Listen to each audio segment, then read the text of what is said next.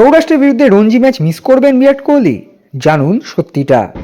और ये धोनी की हुई जी। गजब ग्रिप कैसे SRMB जैसे SRMB TMT बार की विन ग्रिप टेक्नोलॉजी सीमेंट के साथ बनाए मजबूत पकड़। Grip is important. ঘাড়ের চোট সমস্যায় ভুগছেন বিরাট কোহলি এবং সৌরাষ্ট্রের বিরুদ্ধে দিল্লির আসন্ন রঞ্জি ট্রফি ম্যাচ মিস করতে পারেন বিরাট।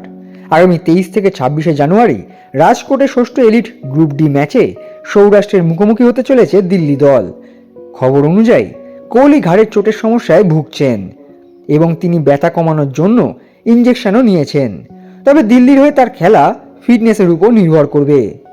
সূত্র মারফত জানা গিয়েছে বিরাট কোহলির ঘাড়ে চোট লেগেছিল এবং তিনি এই কারণে ইনজেকশন নিয়েছেন। প্রথম দুটি রঞ্জি ম্যাচের একটি মিস করার সম্ভাবনাও রয়েছে এবং ডিডিসিএর নির্বাচকেরা আপডেট পেলে একটি পরিষ্কার ছবি উঠে আসবে। এক সিনিয়র ডিডিসিএ কর্মকর্তার মতে কোহলির নাম উপলব্ধতার উপর নির্ভরশীল। এই শর্তে স্কোয়াডে যোগ করার সম্ভাবনা রয়েছে। 2012 সালে দিল্লির হয়ে শেষ রঞ্জি ম্যাচ খেলা কোহলি ম্যাচে না খেললেও রাজকোটে দিল্লির সতীর্থদের সঙ্গে অনুশীলন করতে পারেন। দিল্লি দল রাজকোটে রওনা দেবে সোমবার। ম্যাচের আগে দুটি অনুশীলন সেশনও রয়েছে তাদের।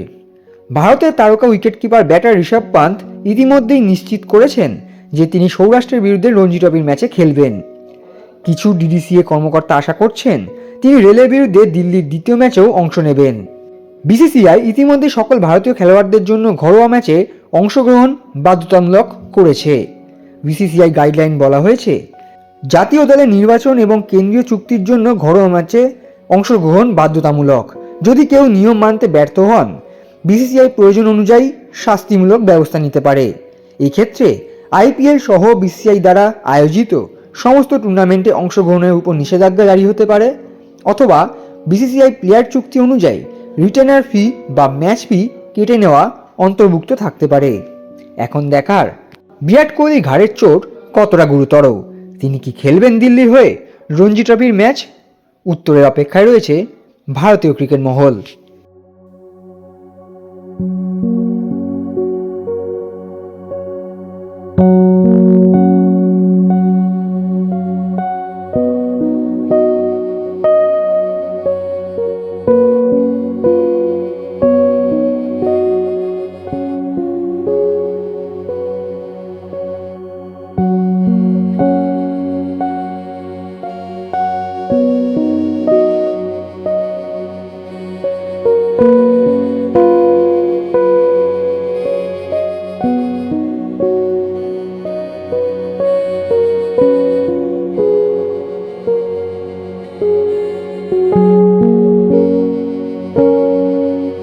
extra time.